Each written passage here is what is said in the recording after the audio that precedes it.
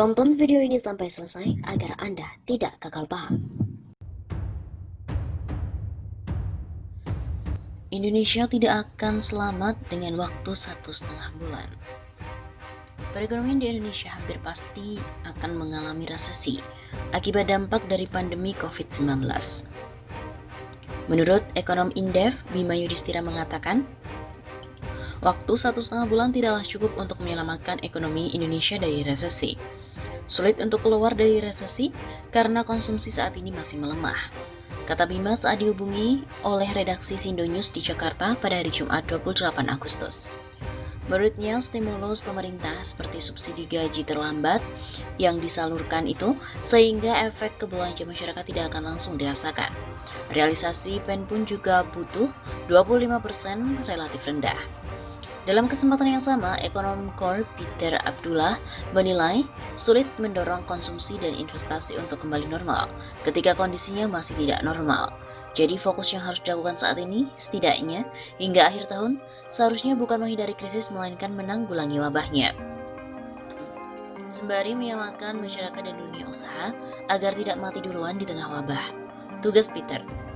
Sementara itu, sebelumnya Menteri Keuangan Sri Mulyani Indrawati memproyeksikan pertumbuhan ekonomi Indonesia pada kuartal 3 2020 akan berada di rentang minus 2% hingga 0%. Hal ini menjadi sinyal bahwa ancaman resesi semakin nyata.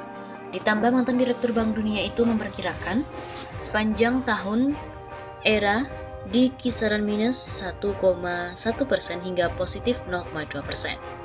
Kita memang melihat di kuartal 3 downside risk tetap menunjukkan risiko yang nyata.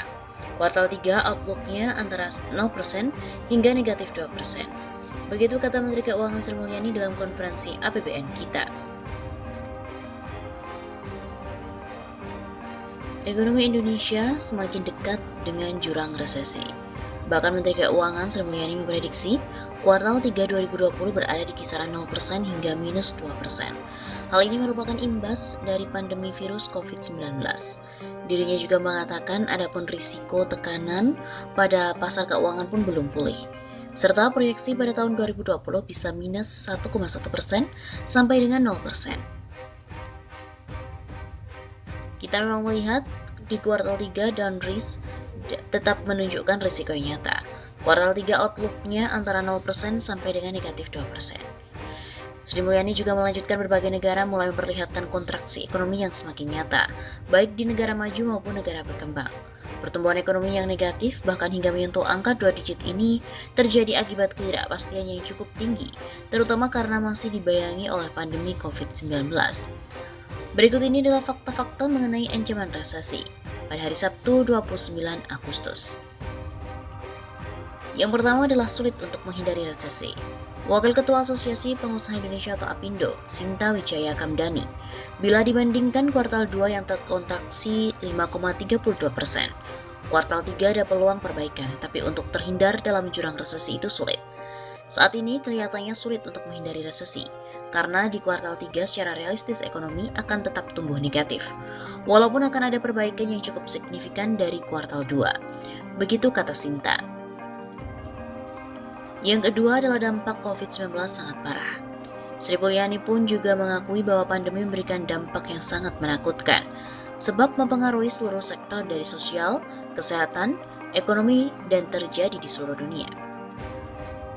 Dampak COVID-19 sangat parah, seperti terlihat dari kontraksi-kontraksi yang cukup signifikan terhadap perekonomian banyak negara, ujar Sri Mulyani.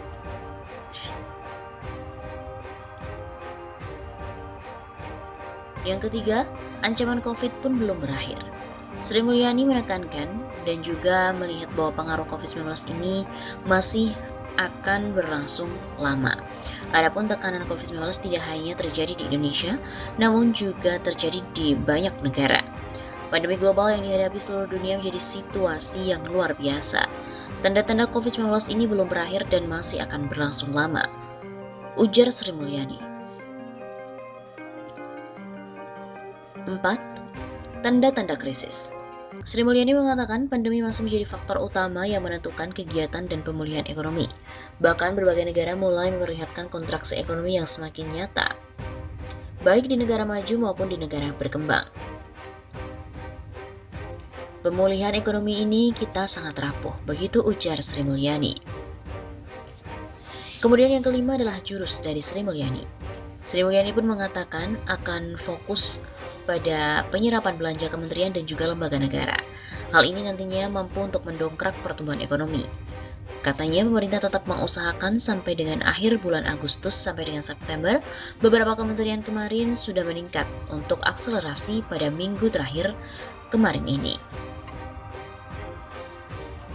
Yang keenam, waktu 1,5 bulan tidak cukup. Ekonom senior dari Indef, Bima Yudhistira, mengatakan waktu 1,5 bulan ini tidaklah cukup untuk menyelamatkan ekonomi Indonesia dari resesi.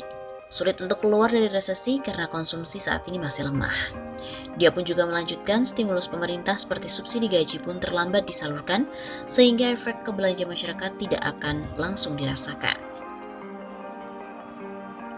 Lalu, apa yang harus dilakukan oleh Indonesia?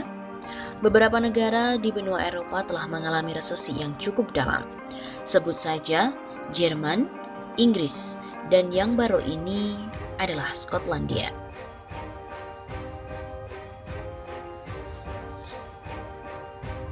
Selain Eropa, di negara Asia juga sudah resesi, seperti halnya negara tetangga seperti Singapura, Thailand, hingga Malaysia. Ekonom BNI Rian Giryanto juga mengatakan, penguatan ekonomi atas konsumsi rumah tangga yang ada di dalam program pemulihan ekonomi perlu untuk dijalankan. Hal itu tertuang dalam pos-pos jaring pengaman sosial, di antaranya yaitu penyaluran bansos, bansos produktif, kartu prakerja, dan juga program PKH. Ini dimaksudkan untuk menjaga daya beli masyarakat lapis bawah yang rentan terdampak oleh pandemi COVID-19. Begitu kata Rian. Dia juga melanjutkan relaksasi restrukturisasi kredit terdampak oleh COVID-19 melalui POJK. Tentu sangat membantu kalangan perbankan dan dunia usaha, terutama pada segmen UMKM, untuk mampu melewati periode bertahan dan lanjut ke periode pemulihan saat ini. Lebih-lebih sekitar 58-60% dari total PDB Indonesia ditopang oleh konsumsi rumah tangga, bukan oleh ekspor. Maka sudah benar strategi pemerintah untuk menjaga sinyal pemulihan ekonomi di kuartal 3 dan kuartal 4, serta kuartal-kuartal berikutnya di 2021. Begitu imbuhnya. Menurut dia, negara-negara zona Euro, termasuk Skotlandia, yang mengalami resesi tidak memberikan efek yang besar untuk perekonomian Indonesia, khususnya ekspor non-migas, sehingga relatif tidak berpengaruh terhadap pertumbuhan PDB atau pertumbuhan ekonomi Indonesia.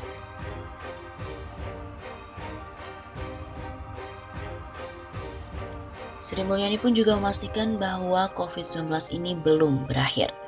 Pemerintah memastikan tanda COVID-19 belum berakhir, terutama soal dampak ke perekonomian. Menteri Keuangan Sri Mulyani juga menekankan bahwa COVID ini akan berlangsung lama.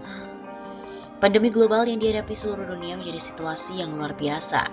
Tanda-tanda COVID-19 ini belum berakhir dan masih akan lama, ujar Sri Mulyani. Dia juga melanjutkan dengan adanya COVID-19 ini membuat setiap negara berbondong mencari dan membuat keberadaan vaksin, termasuk di Indonesia yang mana vaksin sangat berpengaruh besar kepada kegiatan seluruh masyarakat dan ekonomi.